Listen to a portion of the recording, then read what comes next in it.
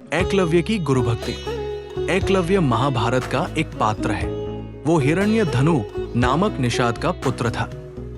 एकलव्य को अप्रतिम लगन के साथ स्वयं सीखी गई धनुर्विद्या और गुरु भक्ति के लिए जाना जाता है। पिता की मृत्यु के बाद वो श्रृंगबेर राज्य का शासक बना। अमात्य परिषद की मंत्रणा से उसने न केवल अपने राज्य का संचालन करता है, बल्कि निषाद भीलों की एक सशक्त सेना और नौसेना गठित करके अपने राज्य की सीमाओं का विस्तार किया।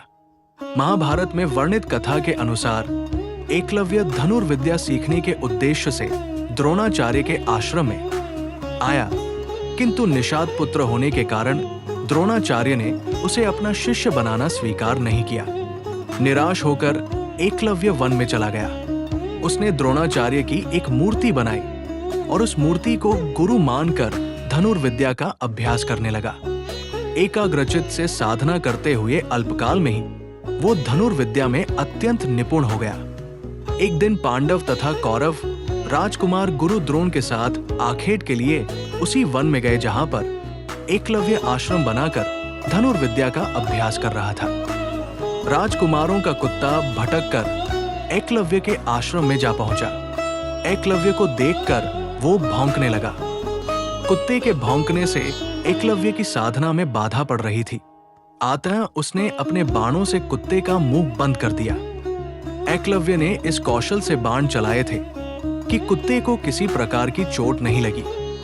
कुत्ते के लौटने पर कौरव, पांडव तथा स्वयं द्रोणाचार्य ये धनुर कौशल देखकर दंग रह गए और बाण चलाने वाले की खोज करते हुए एकलव्य के पास पहुंचे। उन्हें ये जानकर और भी आश्चर्य हुआ कि द्रोणाचार्य को मानस गुरु मानकर एकलव्य ने स्वयं ही अभ्यास से ये विद्या प्राप्त की है। कथा के अनुसार एकलव्य ने गुरु दक्षिणा के रूप में अपना अंगूठा काटकर द्रोणाचार्य को दे दिया था।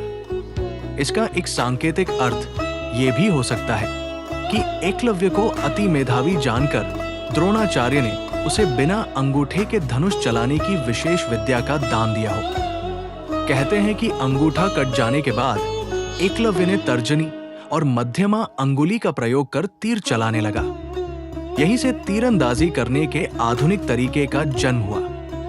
निसंदेह ये बेहतर तरीका है और आजकल तीरंदाजी इसी तरह से होती है। वर्तमान काल में कोई भी व्यक्ति उस तरह से तीरंदाजी नहीं करता जैसा कि अर्जुन करता था।